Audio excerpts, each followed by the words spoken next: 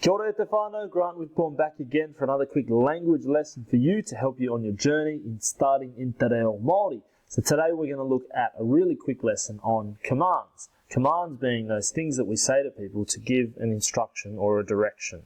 So we'll jump across to the screencast and we'll get into it.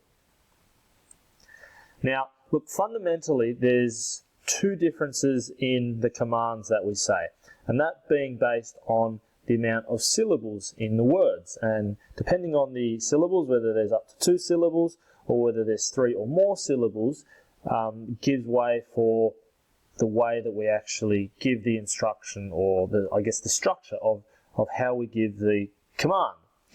So when we're talking about commands, we're talking about things like instructing someone to do something. So like eat, instructing someone to eat, instructing someone to sleep, instructing someone to sit, commanding someone to stand, to listen, to talk, all those sorts of things. So they're all the sorts of words that we're going to look at today.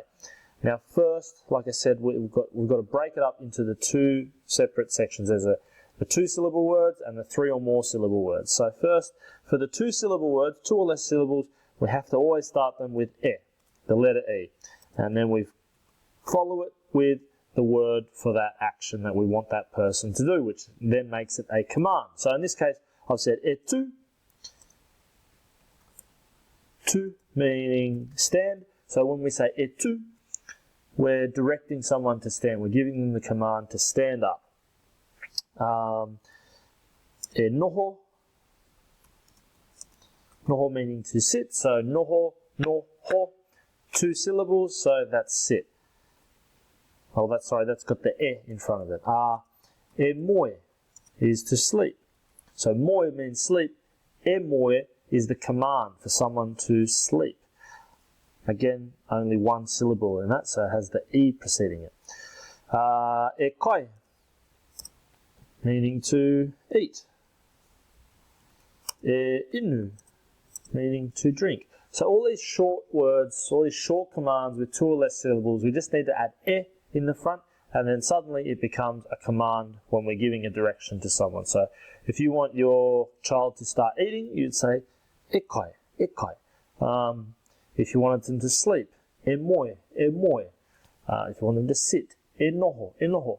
Now, so we jump across to the 3 or more syllable words, and we don't need to add the e in front of them. So really simple, whakarongo, meaning to listen.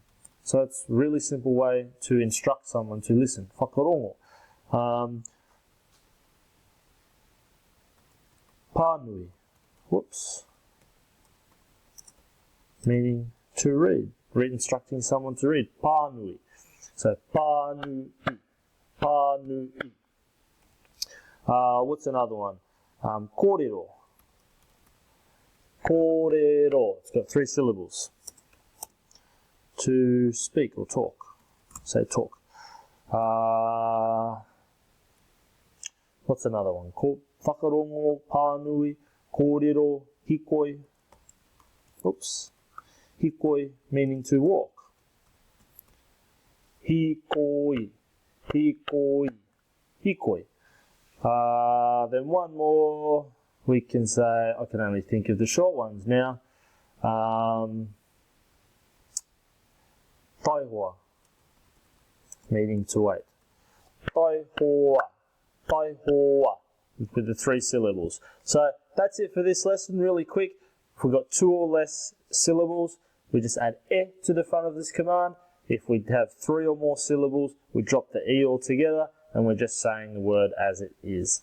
Alright, good luck with it. Let me know how you go with it down in the comments section. If you've just found this video and you're on YouTube, hit the subscribe button to stay in touch. I've got plenty of videos coming up, and I'd love for you to check them out. Alright,